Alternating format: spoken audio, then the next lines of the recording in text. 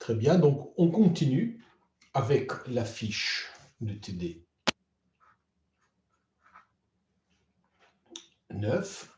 On va faire l'exercice 6. Alors, il y a deux parties. La première partie, c'est un petit rappel du cours. Donc, rappelez pourquoi. La chose suivante. Donc, soit H, un sous-groupe distingué de G. Alors, H est un sous-groupe distingué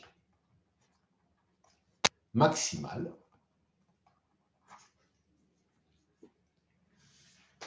de G.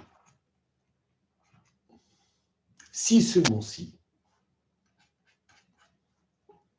G sur H, qui est un groupe, puisque H est un sous-groupe distingué, est un groupe simple. Alors, je vous rappelle ce que cela signifie. Donc, on va passer dans une autre couleur. Donc, ça, c'est un rappel. Qu'est-ce que ça veut dire que G module H est simple? Ça veut dire que, c'est-à-dire, G module H admet exactement deux sous-groupes distingués.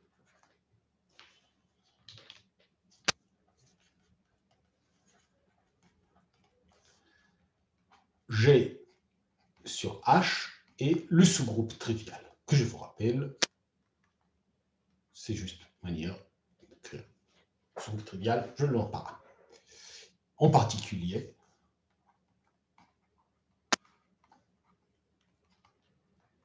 G sur H ne peut pas être égal à 1, parce qu'on a dit que c'est 2 sous-groupes. Alors, c'est quoi un sous-groupe distingué maximal de G? Donc, on rappelle, c'est-à-dire que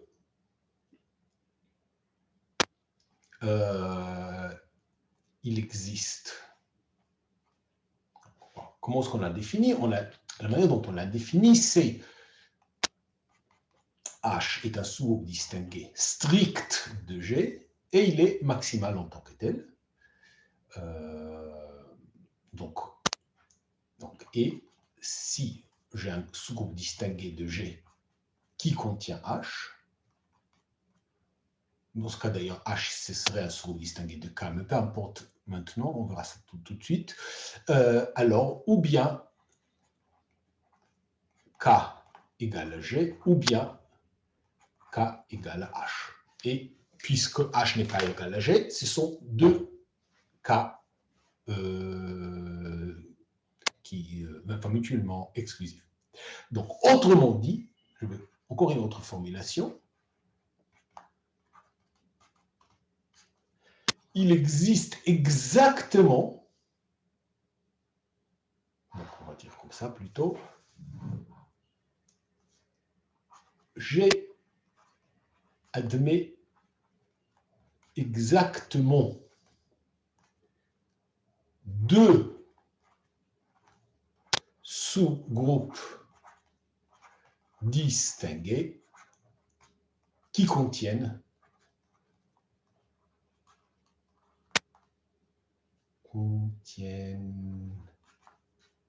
H et G. Donc, en particulier, comme c'est exactement 2, H ne peut pas être égal à G. Maintenant, avec cette formulation, la deuxième formulation, on voit quand même un certain parallèle entre cette formulation et la formulation et la définition d'un groupe simple. C'est un peu l'intention. Donc, en fait, on va essayer de regarder les sous-groupes distingués de G qui contiennent H et les sous-groupes distingués de G sur H. Alors là, ce que je propose en fait de faire, c'est d'ouvrir une parenthèse assez longue. On va prendre toute une autre couleur. Et on va considérer, considérons d'une manière tout à fait générale, oublions ce qu'on est en train de faire et considérons d'une manière tout à fait générale. Donc, G est un groupe, disons que H est un sous-groupe distingué, donc supposons ça, et étudions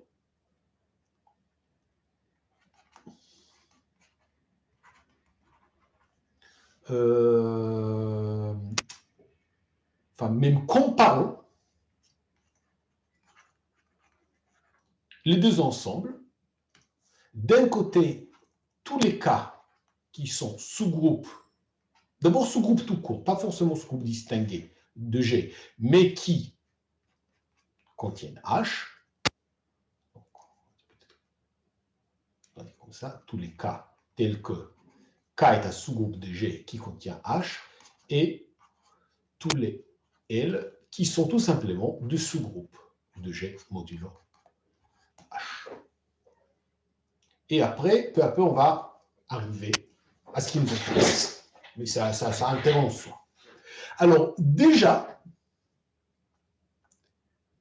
si K est un sous-groupe de G qui contient H, alors que ça veut dire? Ça veut dire que quel que soit X, donc K, X, H, X inverse égale à H, parce que c'est vrai même pour tout X dans G, donc a fortiori pour tout X dans K, donc ça veut dire qu'en fait H est un sous-groupe distingué de K.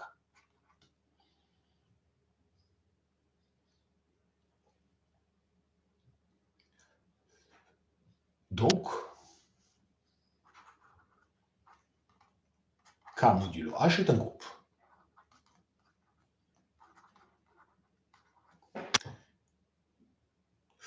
C'est une partie du groupe G modulo H, parce que c'est quoi? C'est égal à, ça c'est tous les XH pour X, donc K.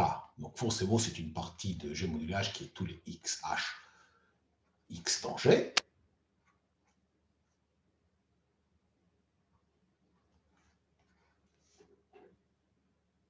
Et la loi, c'est la même. La loi, c'est XH, YH, c'est XYH dans les deux. Donc, en fait, c'est un sous-groupe.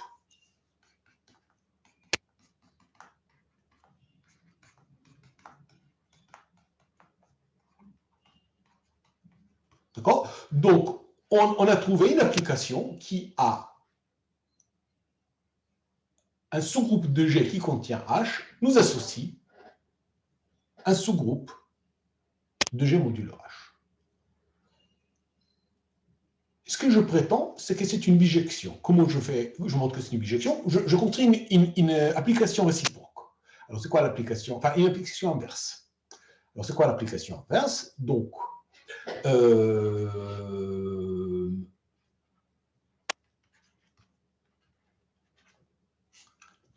considérons l'application phi, l'application quotient.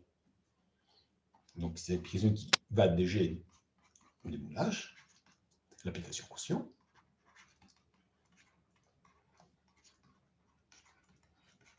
Donc, c'est l'application qui a X associe sa classe. Alors, pour tout L sous-groupe de G modulo H,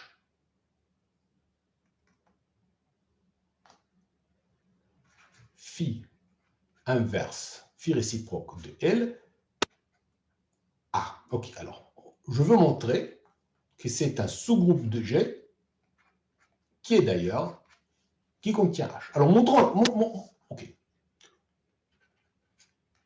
Montrons-le.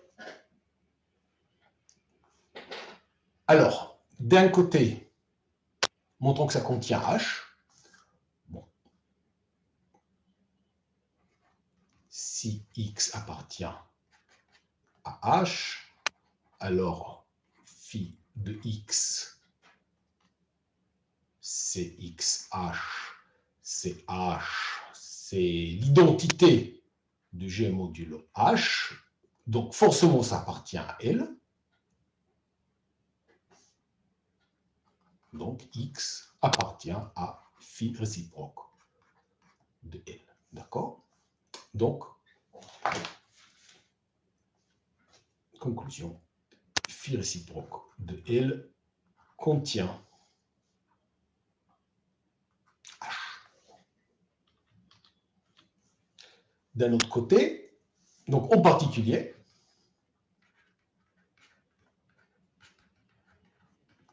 phi réciproque de L n'est pas vide, parce que H n'est pas vide. Et si X, Y appartiennent à phi réciproque de L, ça veut dire que X inverse Y. Pardon. Ça veut dire que phi X, phi de Y, tous les deux appartiennent à L. Donc, phi de X inverse Y qui est égal à phi de X inverse phi de Y appartient à L. Donc, X inverse Y appartient à phi réciproque de L. Et on a conclu, d'après l'un des critères qu'on connaît, que phi réciproque de L, c'est bien un sous-groupe de G. Du moment où c'est un sous-groupe de G qui contient un autre sous-groupe de G, c'est forcément H, c'est forcément un sous-groupe de phi réciproque. D'accord, donc on a montré ça. D'accord, donc on a maintenant deux applications. Ici, donc on a dit qu'est-ce qu'on avait. Ici, on avait K sous-groupe de G qui contient H. Et d'ailleurs, on a montré déjà que ça implique forcément que, en fait, H est un sous-groupe distingué ici. Et tous les L qui sont juste des sous-groupes de G modulo H. Et on a une application qui va dans un sens qui a K associe K modulo H, et on a une autre application qui va dans l'autre sens, qui a L associe phi réciproque de L. Et ce que je prétends, c'est qu'une application, c'est l'inverse de l'autre.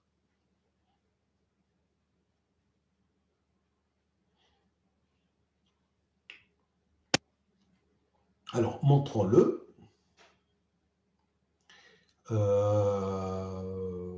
Ok, donc il faut composer dans les deux sens.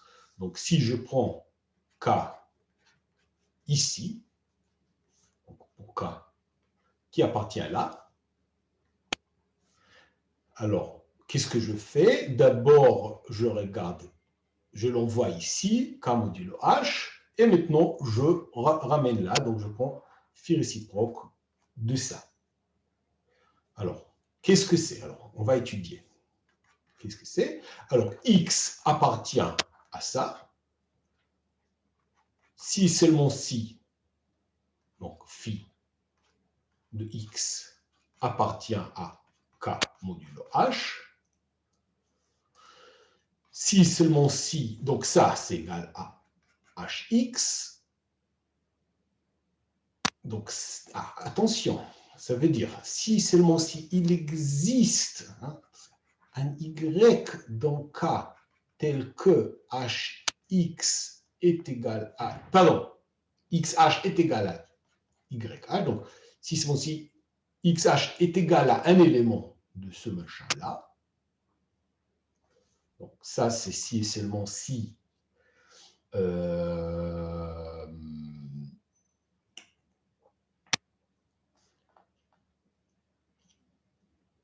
Y inverse X appartient à H. Donc, pardon. Ça, c'est si seulement si. Ça veut dire que Y appartient, Y inverse X appartient à H. Donc, ça, si seulement si Y, donc K, tel que Y inverse X appartient à H. Donc ça, c'est si seulement si. Ça, c'est pareil que c'est pareil que dire que X appartient à Y. H, donc dire qu'il existe un Y dans K, que X appartient à Y H, donc c'est juste dire que X appartient à K fois H. Mais bon, K est un sous-groupe, les deux sont des sous-groupes, H est inclus dans K, donc ça, c'est juste égal à K.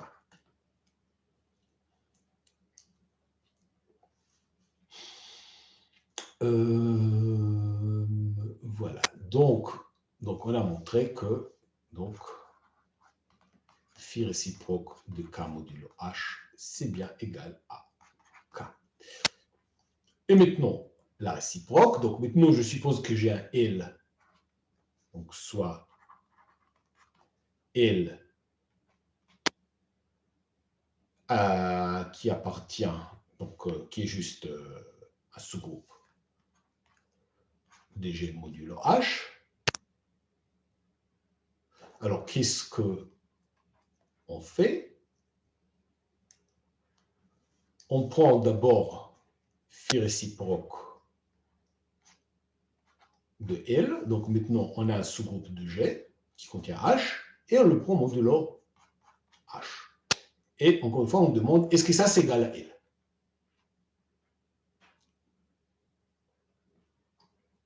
Bon, alors on va encore une fois demander, c'est quoi la forme générale d'un élément ici? Donc c'est, déjà on parle d'un sous-groupe de G modulo H, donc un élément général de G modulo H, c'est quelque chose de la forme XH. XH appartient à ce machin-là.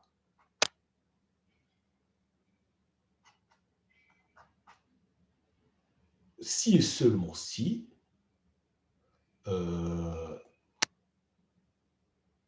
il existe Y dans phi inverse, si réciproque L, tel que phi de Y, pardon, tel que, donc ça, donc ça, c'est l'ensemble. Donc on va peut-être faire différemment. On va faire différemment. Plus directement. Ça, c'est égal à tous les x, h pour x dans phi inverse L, qui est réciproque L, par définition. Or, ça, c'est celui-ci, c'est juste phi de x. D'accord? Donc, ce machin-là, c'est juste tous les phi de x pour tout. Qu'est-ce que ça veut dire x appartient à phi réciproque L? Pour toute x de g tel que phi de x appartient à L. Donc, si j'ai quelque chose dans L, il est comme tout élément de la forme phi de x, pardon, tout élément de L est de la forme phi de x pour quelque chose, non, on peut dire de manière, tous les xh pour x dans G tel que xh appartient à L, c'est la même chose. J'écris deux fois la même chose, et comme tout élément de L est de cette forme, et là-bas forcément, on a tous les éléments de L, et que des éléments de L, parce que XH, pour que XH appartienne à cet ensemble, il doit appartenir à L. Donc ça, c'est... OK, donc, on a bien montré qu'on a une bijection. Donc, je remonte. Qu'est-ce qu'on a montré? On a montré que ça, c'est une bijection, que ces deux applications sont l'une l'inverse de l'autre. Donc, il y a une bijection. L'application qui a K dans K modulo H, ça nous donne une bijection entre le sous-groupe de G qui contient H et le sous-groupe de G modulo H. Pourquoi je fais ça? Ah, maintenant, je vais regarder. Donc maintenant, on continue.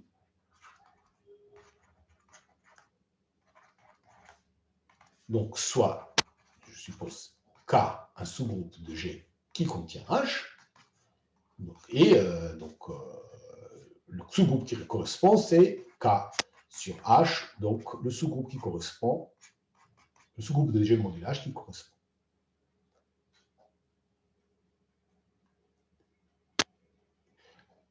Alors, je vais regarder, et maintenant, soit X dont G.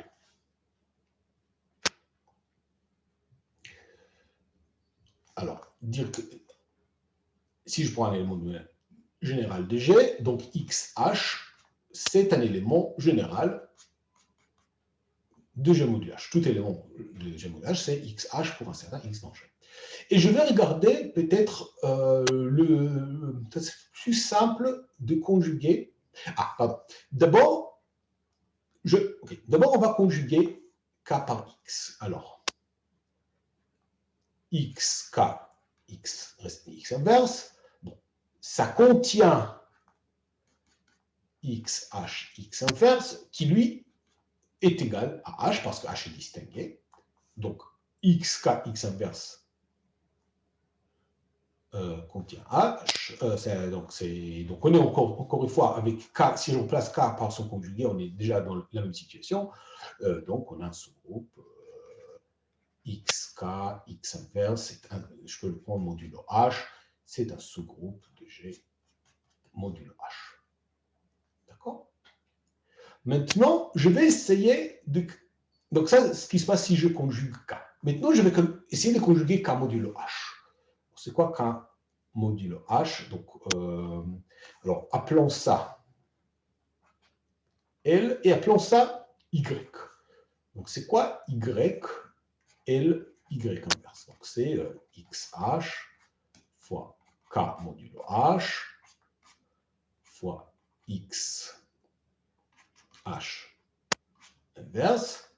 Donc, c'est tous les XH fois, c'est quoi un élément ici? C'est tous les éléments de la forme. Bon, Y, on a déjà utilisé, on va écrire Z. Donc, tous les ZH pour Z dans G. Pardon, pour Z dans K. XH inverse. Donc, ça, c'est tous les X, Z, X inverse H pour Z dans K. Et bien, c'est la même chose. C'est exactement X, K, X. C'est exactement ce qu'on a, ce sous-groupe-là.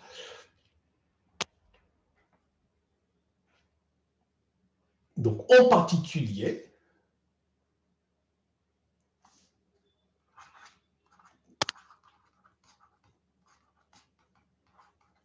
donc K est distingué, K est un sous-groupe distingué de G. Je suppose, enfin,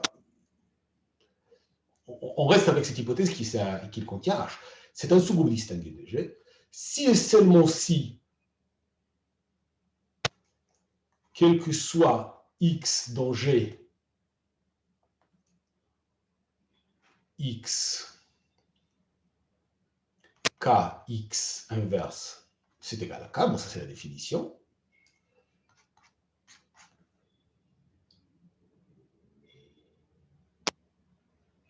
Or, puisque notre machin c'est une bijection, dire que ça c'est égal à K, c'est la même chose que de dire que X, K, X inverse modulo H, modulo H est égal à K modulo H, parce que l'application qui a un groupe qui contient H associé les quotients, on a dit que c'est une application injective, même bijective. D'accord, donc ça, ces deux conditions-là sont égales.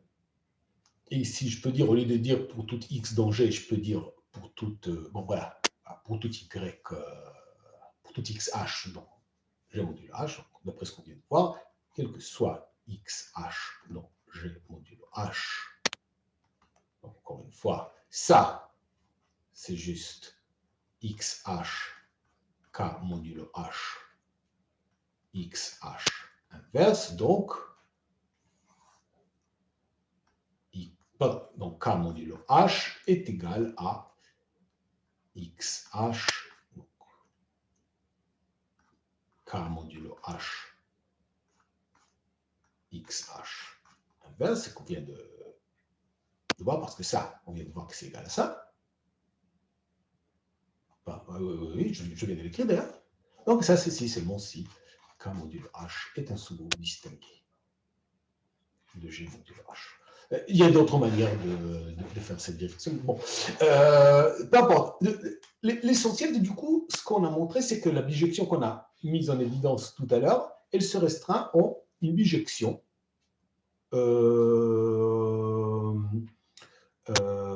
entre sous-groupes distingués. Donc, la bijection, donc, ok, on a une bijection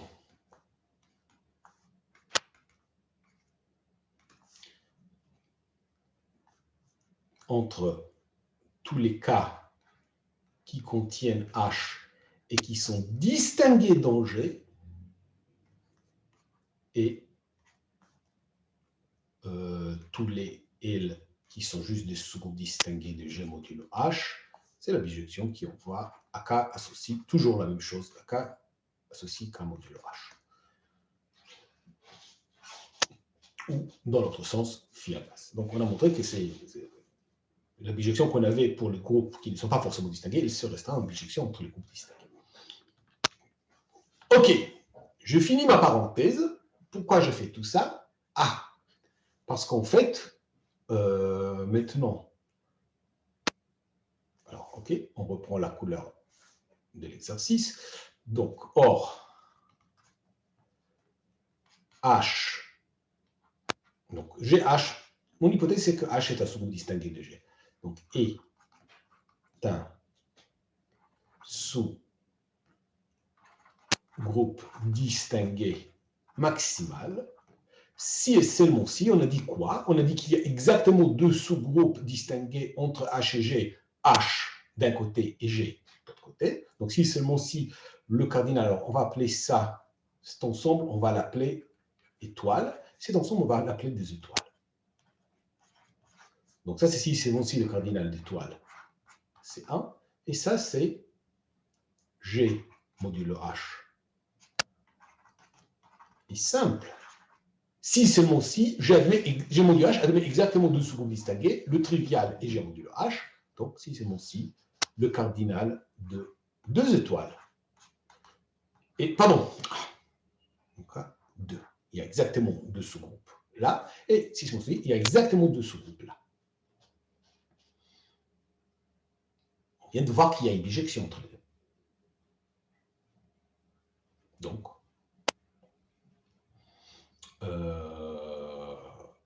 l'un est de cardinal 2, si c'est l'autre est cardinal 2, et on a fini.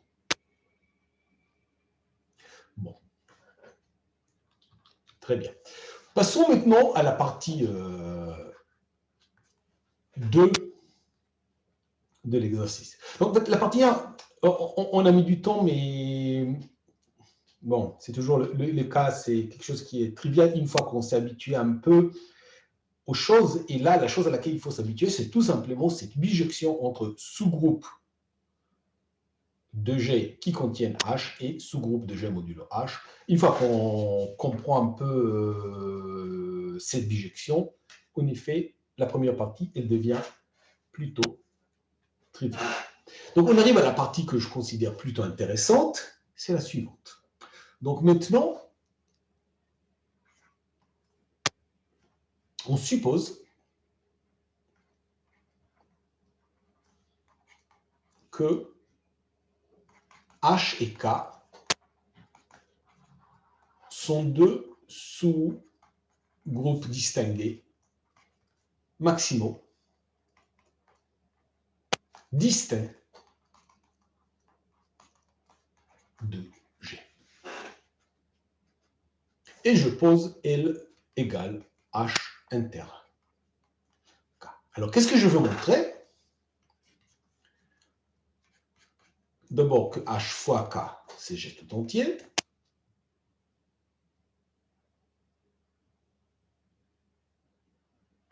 Que H.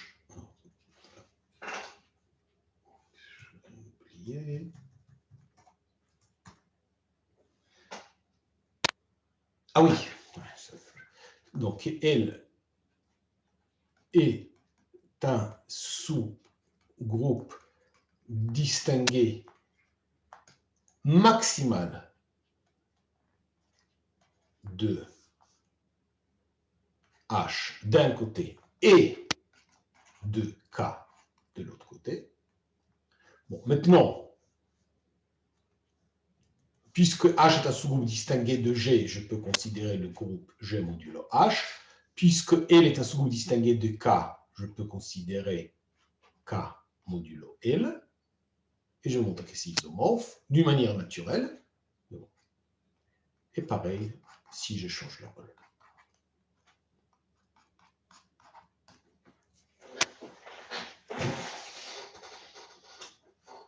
OK, montrons-le. Alors, pour tout cela, on va utiliser le deuxième ou le troisième, je pense que c'est le deuxième théorème d'isomorphie. J'oublie toujours l'ordre des théorèmes, ce qui n'est pas particulièrement important, mais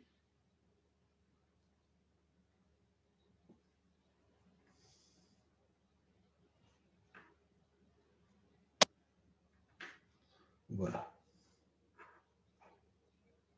Oui, c'est le deuxième théorème. Alors, qu'est-ce qu'il nous dit le deuxième théorème? Donc, rappel.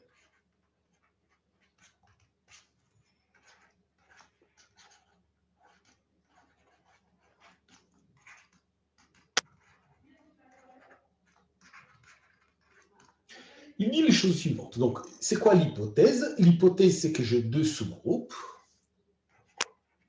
Soit j'ai un groupe HK de sous-groupe, le sous-groupe de G. Et je suppose, donc, dans l'hypothèse minimale, c'est que H, c'est un sous-groupe du normalisateur de K dans G. On verra tout de suite. En fait, on a beaucoup plus que ça.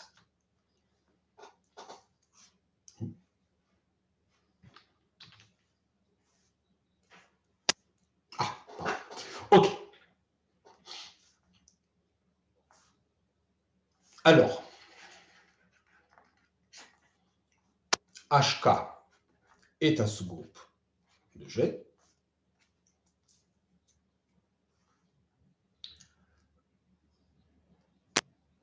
H, c'est un sous-groupe distingué de HK. H intersection K est un sous-groupe distingué. Pardon.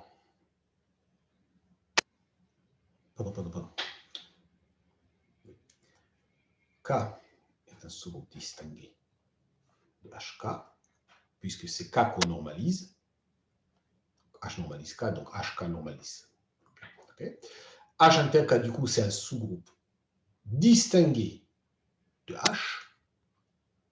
Encore une fois, parce que tout élément de H normalise K, donc on normalise H inter K.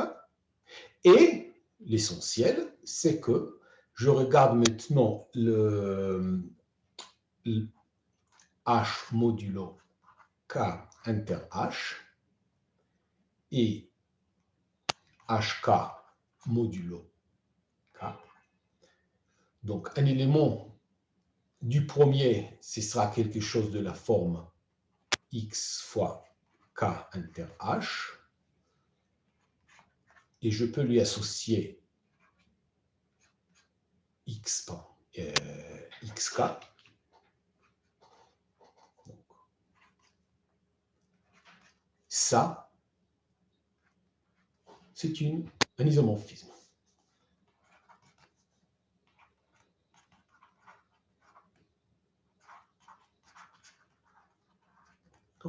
En particulier, ces deux groupes sont isomorphes.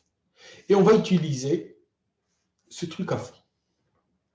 Okay. Ça c'est le rappel du théorème.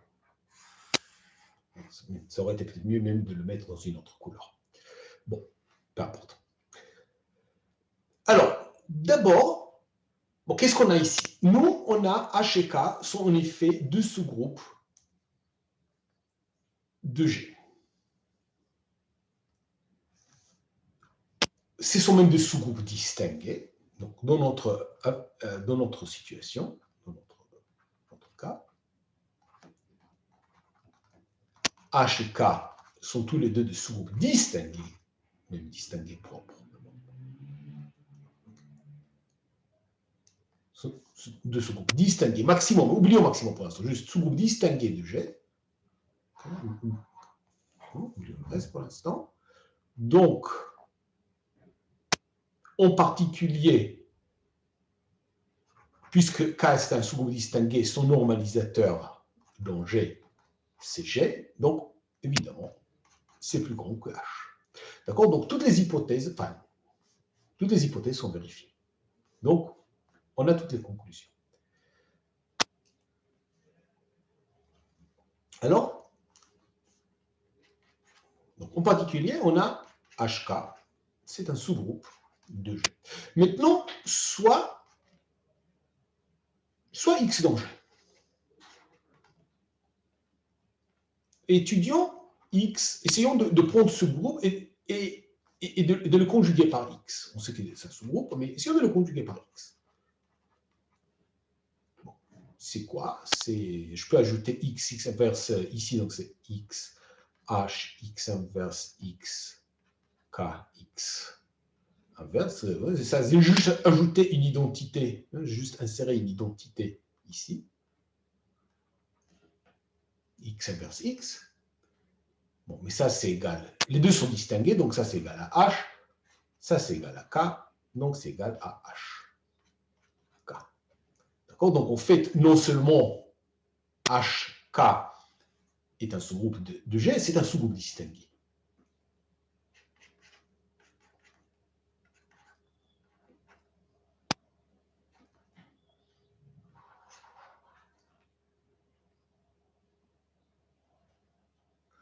Bon.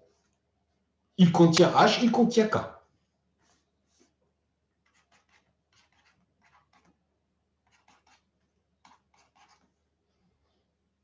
On va le dire.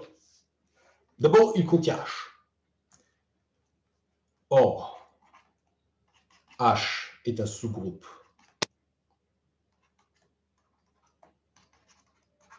distingué maximal. Hein. C'était aussi une hypothèse. Je ne l'ai pas utilisée avant, mais maintenant je l'utilise. H est un sous-groupe distingué maximal. Donc, HK, qui est aussi un sous-groupe distingué qui est plus grand que H ou peut-être égal à H, donc c'est forcément ou bien H, ou bien G. Ok, on a aussi HK contient K. Or, K est aussi un sous-groupe distingué maximal, donc c'est exactement le même argument qui dit que HK est égal à K, ou HK est égal à G. Bon, maintenant, si HK est égal à H, alors il n'est égal ni à K, ni à G. Donc forcément, c'est pas possible. Donc forcément, HK est égal à G. Si je sais et ça, c'est forcément HK est égal à G. Ok, donc ça c'est la première chose que vous devez démontrer.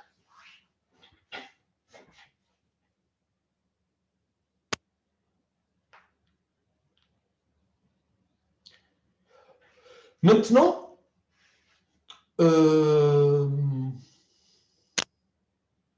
ok. Maintenant quoi?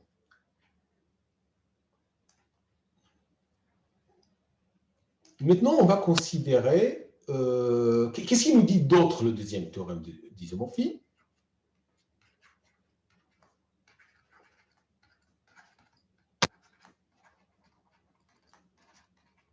On va regarder. il nous dit que H modulo cette intersection qu'on appelait L est isomorphe à HK qui est G modulo K. D'accord? Donc, H modulo L, ça c'est H modulo H inter K, est isomorphe à donc HK modulo H, c'est-à-dire non, pardon, ça va être modulo K. Oui, pardon, modulo K. Ça c'est modulo K. On va vérifier que je ne dis pas de bêtises, mais modulo K. Comme ceci. Donc HK modulo K. Qui est juste G modulo K. Bon, or, on utilise ce qu'on vient de voir tout à l'heure. K, encore une fois, est un sous-groupe distingué maximal. Donc, enfin, c'est un si seulement si, mais je vais utiliser juste ce sens-là. Donc, G, donc 2G. Donc, G modulo K est simple. Bon. Donc, tout groupe qui lui est isomorphe, c'est le même groupe, juste avec des noms, enfin les éléments, on le renomme, c'est le même groupe. Donc ça, c'est encore une fois, donc ça c'est toujours, si c'est le mot si, mais c'est ce sens-là qui m'intéresse. Donc H modulo L est simple. Et encore une fois, si c'est le mot si, mais c'est juste ce sens-là qui m'intéresse, L est un sous-groupe distingué maximal de H. D'accord? Donc, je reviens à ce que je devais montrer. Qu'est-ce que j'ai montré? Je montrais... Okay, alors, il fallait que je montre que c'est un sous-groupe distingué maximal de H et de K. Alors, bon, je montrais ça. Et je montrais ça. Bon, mais les rôles de K et de H sont complètement symétriques dans cette affaire.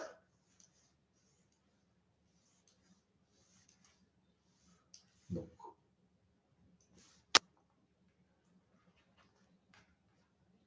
et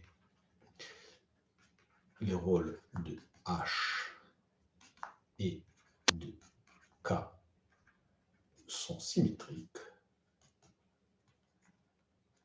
Donc, par le même argument,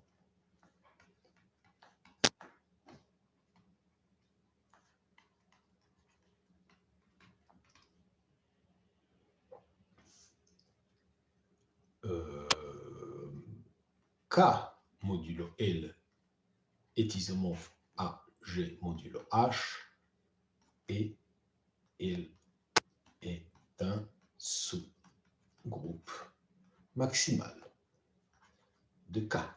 D'accord? Donc, c'est exactement ce qui nous manquait. Je remonte. Qu'est-ce qu'il fallait démontrer? Hop. Donc, maintenant, avec l'argument symétrique, on va montrer aussi cette isomorphie. Et c'est un sous-groupe distingué maximal de K. Et là, on a fini. Donc, juste aller jusqu'en bas pour pouvoir dire ce QFD ici.